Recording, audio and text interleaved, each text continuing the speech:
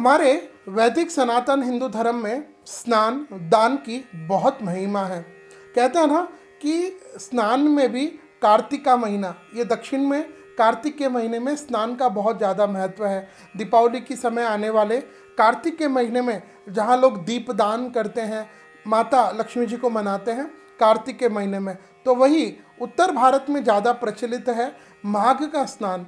कहते हैं ना, माघ मकर गति रवि जब होई, तीरथ पतही आव सब कोई। यानी जब भुवन भास्कर सूर्य भगवान माघ के महीने में मकर राशि में प्रवेश कर जाते हैं, तब माघ पूर्णिमा आती है और उस समय यह माघ स्नान का बहुत महत्व है। इसमें भी हमारे उत्तर प्रदेश के राज्य में तीर्थराज प्रयाग में बहुत बड़ा मेला लगता है, जहाँ लोग 1 महीने तक कल्पवास करते हैं। कल्पवास यानी गंगा के किनारे रहेंगे, ब्रह्मचर्य का पालन करेंगे, एक समय भोजन लेंगे, व्रत रहेंगे।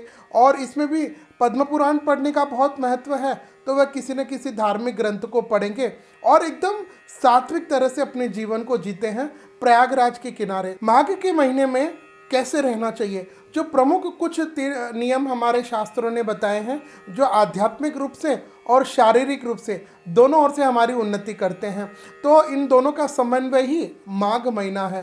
कहते हैं इस 1 महीने में तीर्थ के किनारे वास करना चाहिए, जिसको हम लोग कल्पवास कहते हैं। उसमें भी प्रयागराज के आसपास हो, संगम के किनारे हो, तो बहुत अच्छी बात है। अगर आप संगम में नहीं वास नहीं कर पाते हैं, जहां आप अपने घर में हैं वहीं पर एक समय भोजन ले, एक समय भोजन लेकर के भगवान श्री हरि विष्णु के विभिन्न नाम स्मरण करें, विष्णु सहस्त्र नाम का पाठ करें और अगर संभव हो तो 1 महीने के अंतर्गत पद्म पुराण का आप पाठ करें। प्रतिदिन 11 अध्याय, 5 अध्याय, जितना आप हो सके, ताकि 1 महीने में पद्म पुराण की पूरी 1 आवृत्ति कंप्लीट हो जाए, पूरी हो जाए। इस माघ के महीने में प्रातः ब्रह्म मुहूर्त में उठने का बहुत ज़्यादा महत्व है।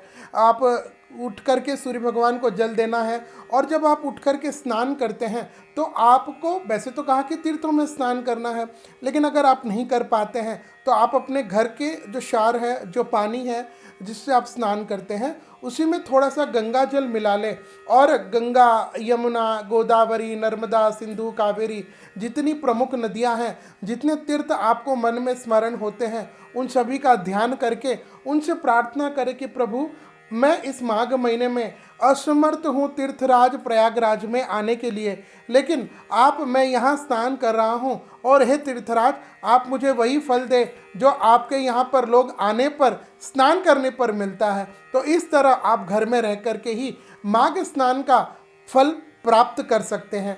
इस माघ के महीने में खान पान का बहुत ज़्यादा ध्यान रखना चाहिए। जितना हो सके हल्का भोजन ले, सात्विक भोजन ले।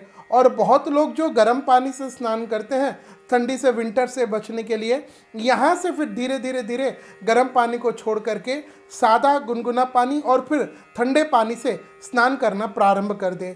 इस माघ के महीने में दान पुण्य का बहुत महत्व है जी। दान पुण्य में भी आप हरी सब्जी इसका दान कीजिएगा, तांबे का आपको दान करना है, तिल और गुड़ का दान आपको ब्राह्मणों को करना है।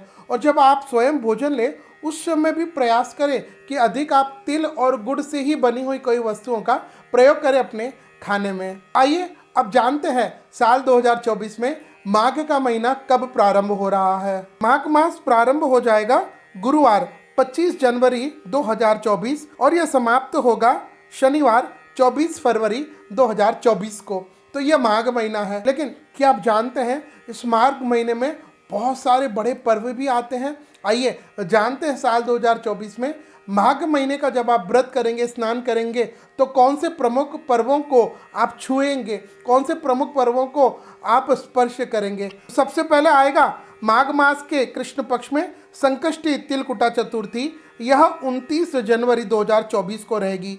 इसके बाद षटतिला एकादशी आएगी, यह 6 फरवरी 2024 को रहेगी। इसके बाद स्नान का जो बहुत ज़्यादा विशेष पर्व माना जाता है वह मौनी अमावस्या, वह रहेगी 9 फरवरी 2024 को।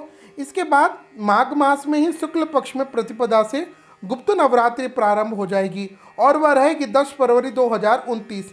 इसके बाद बसंत पंचमी, सरस्वती की आराधना का पर्व, यह रहेगा 14 फरवरी 2024। तो इस तरह माघ के महीने में ये प्रमुख पर्व आएंगे, जिनका अगर आप व्रत रखते हैं, स्नान करते हैं, तो इनका भी फल आपको सहज साथ में ही मिल जाएगा।